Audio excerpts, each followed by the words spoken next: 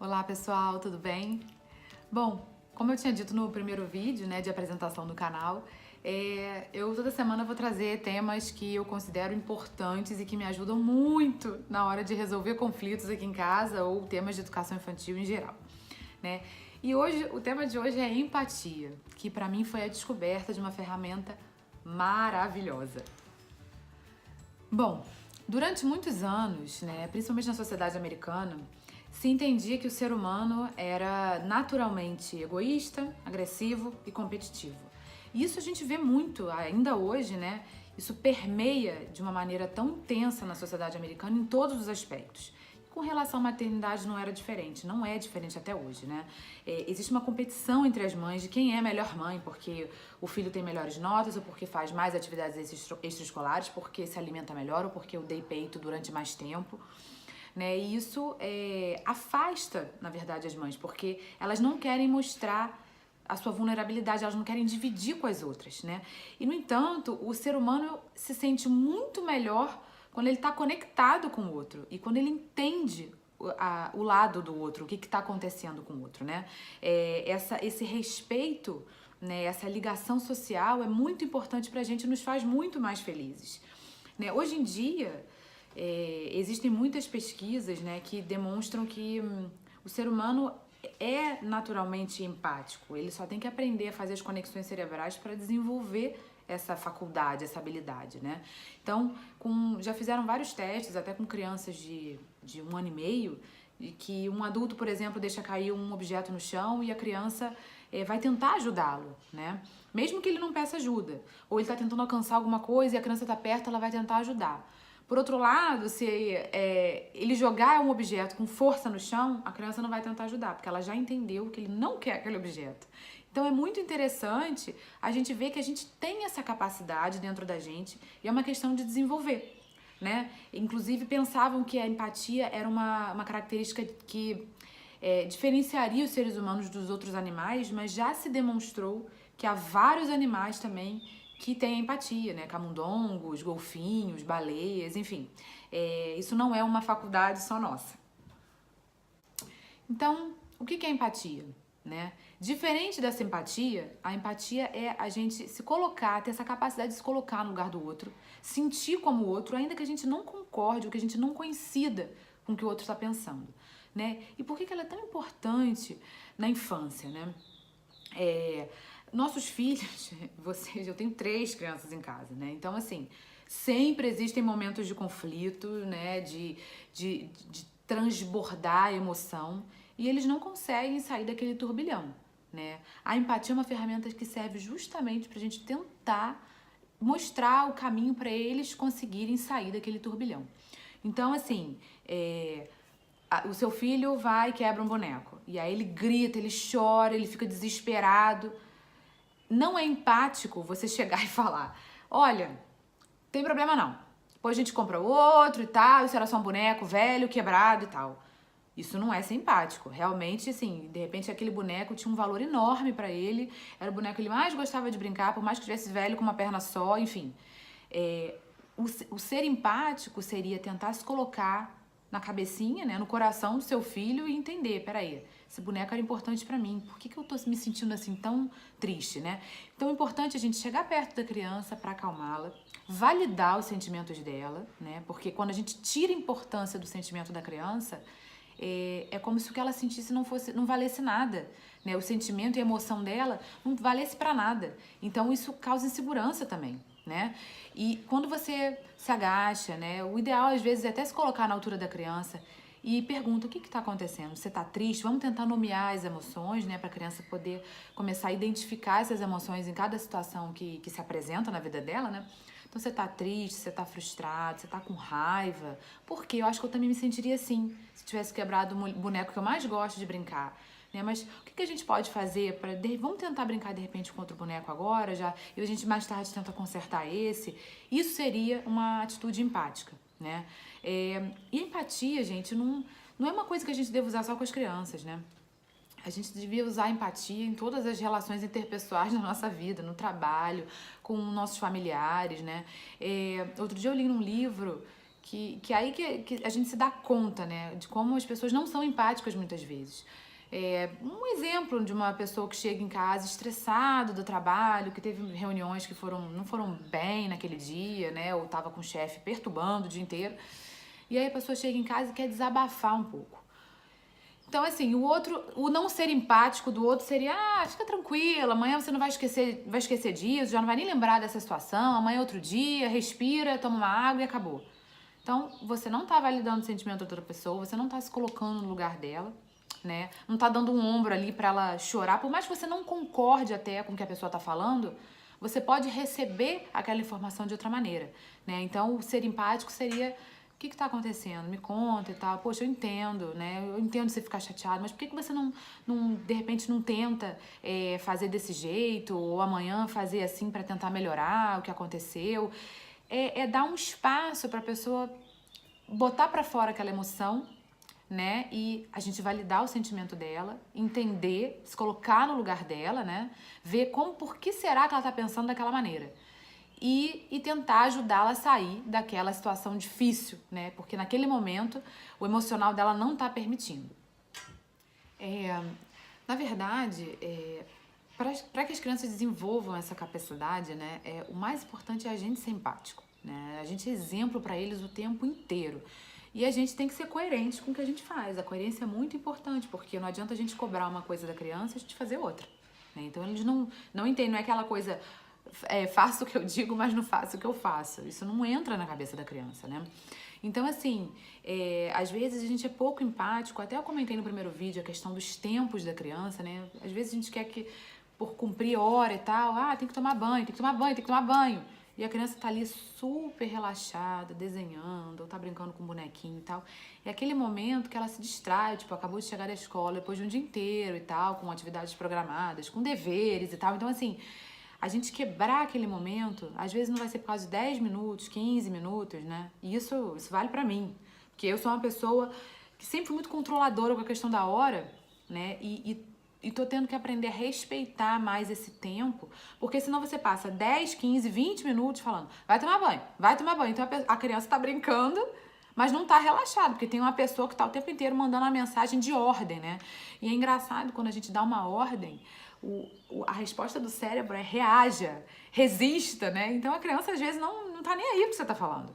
Não vai funcionar, né? Até se a gente tem aquele quadro de compromissos, né? Que o ideal é até que se faça com os filhos, né? A gente vai fazendo combinados e vai marcando ali. É bom lembrar, assim, a criança tá brincando, você já quer que ela tome banho. Você fala, daqui a 10 minutinhos tem que tomar banho, tá? Daqui a pouco a mamãe vem te lembrar aqui. Brinca mais um pouquinho e tal. Aí você deixa mais um tempinho, mais uns 5 minutos, daqui a pouquinho tomar banho. Mas assim, já ir preparando pra criança ir se desconectando daquela atividade que ela tá fazendo. Na hora que for tomar banho, não ser aquela coisa força. Porque, além de tudo, não é empático, né? A gente tem que ir com calma, preparando o terreno para a criança conseguir desconectar aquela emoção naquela hora para ir fazer uma coisa que a gente está pedindo.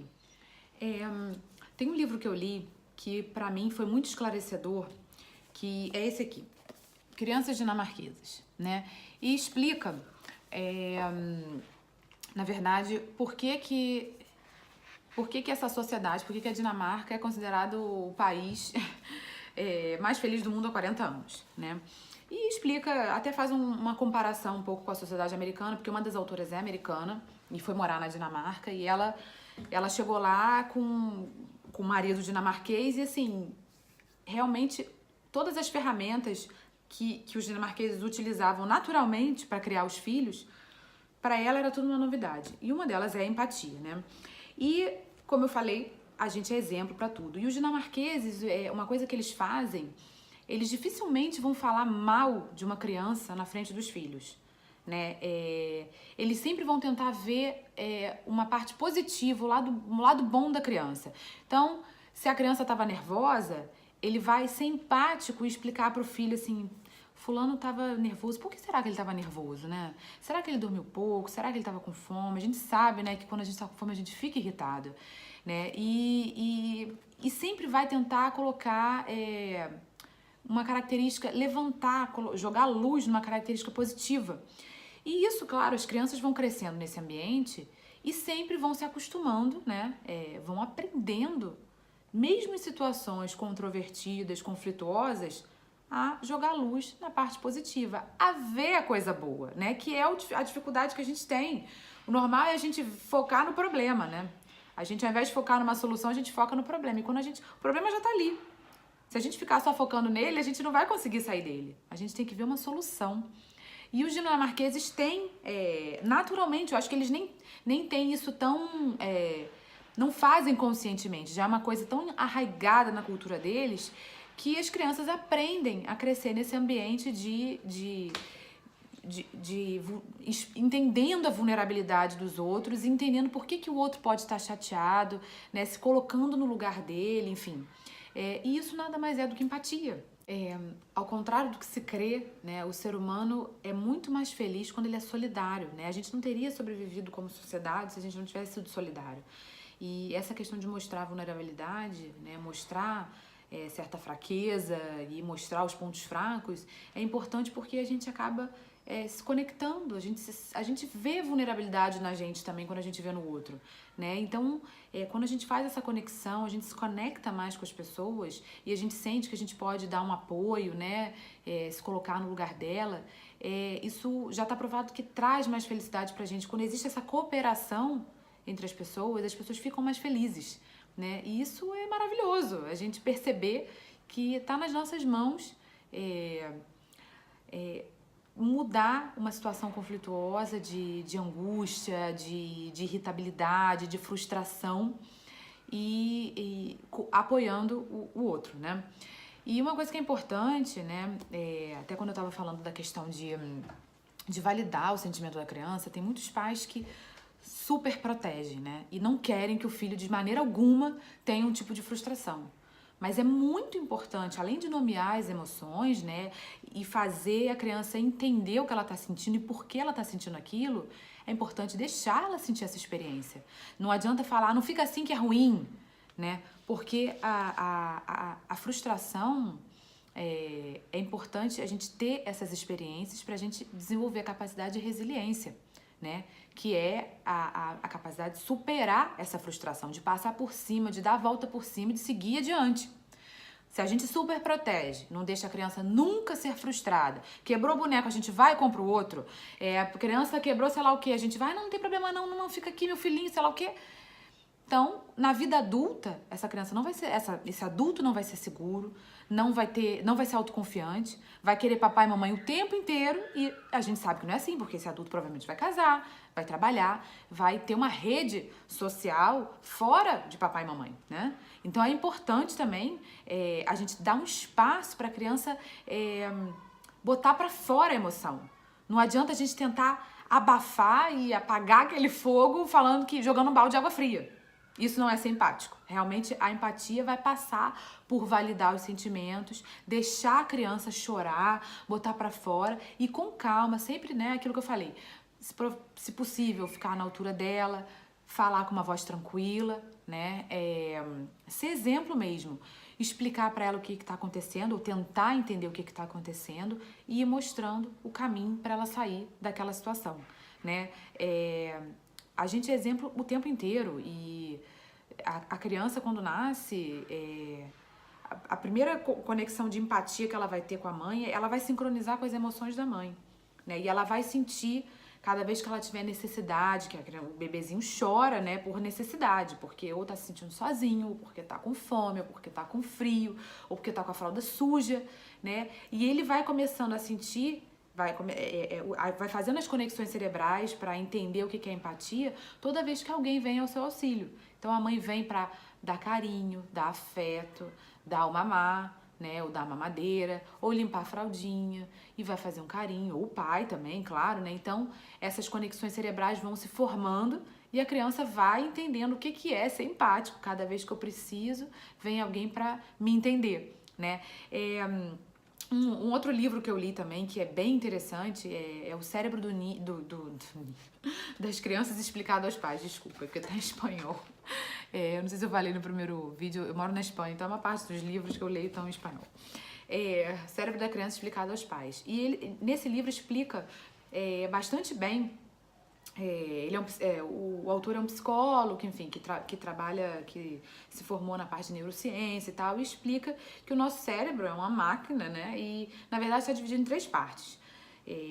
Tem o hemisfério direito, que é a parte, o cérebro emocional, o hemisfério esquerdo, que é o cérebro racional, e tem uma parte de baixo, que é o cérebro reptiliano, né, que na verdade é o cérebro que a gente compartilha com os répteis, que é responsável pelos instintos mais primitivos, né, por aquele instinto de sobrevivência. E isso é o que o neném tem quando nasce. Ele não tem desenvolvido nem o cérebro emocional e nem o cérebro racional, que só vai se desenvolver lá para os 3 anos. Até os 3 anos, a partir de 1 ano, o cérebro emocional e o reptiliano vão fazendo conexões entre eles, né? A criança começa a entender um pouco as emoções, ela começa a demonstrar alguma irritabilidade ou alguma pirraça, né? Isso já é o cérebro emocional aparecendo. E o racional só vai a partir dos 3 anos, que aí a criança começa a tomar decisões, né? A julgar algumas coisas, enfim. E a gente entendendo isso, a gente consegue compreender que não adianta fazer discursos muito lógicos com uma criança de 2 anos, que ela simplesmente não tem a capacidade de compreender o que você está falando. Ela vai agir instintivamente e botar para fora toda a emoção que ela tem, e ela não vai saber gerenciar aquilo. O normal é que ela não saiba, né? E nós, pais, somos os responsáveis por guiá-las, né? Acompanhá-las naquele sentimento. Gente, eu não sei se eu fui muito repetitiva, mas eu espero que eu tenha conseguido explicar um pouco do que é a empatia e da importância, né? Do quão importante ela é como ferramenta na hora de acalmar os ânimos, né? Deixando espaço para a criança botar para fora a emoção e também deixando espaço para ela entender racionalmente, logicamente, tal, como sair daquela situação, né? Só assim elas vão ser capazes de desenvolver autoconfiança, né, de desenvolverem a autoestima delas, entendendo que os sentimentos dela e as emoções dela têm um valor, né, serem assertivas, né, saberem se posicionar no futuro, se sim ou se não, dependendo da situação, com educação sempre, né, e tomar decisão é uma coisa muito difícil. Quanto adulto a gente não vê que não consegue tomar uma decisão, por mais simples que ela seja. A empatia vai ajudar, vai ser uma ferramenta que vai ajudar os nossos filhos a aprender a tomar decisões também. Bom, o vídeo de hoje foi sobre empatia, eu espero ter sido clara, não sei se eu fui muito repetitiva. Por favor, se vocês gostarem do vídeo, curtam o vídeo. Se não se inscreveram ainda no canal, se inscrevam, tem um botãozinho aqui embaixo para vocês se inscreverem. E toquem no sininho para toda vez que tiver vídeo novo, vocês serem notificados. Eu espero que vocês tenham gostado. E a gente vai conversando. Se vocês quiserem comentar e falar de experiências de vocês, né? O que acontece em casa, como vocês driblam não, mas como vocês conseguem superar essas situações, para mim vai ser de grande utilidade, porque a gente vai conseguindo dar um foco para as discussões. Muito obrigada por terem assistido o vídeo.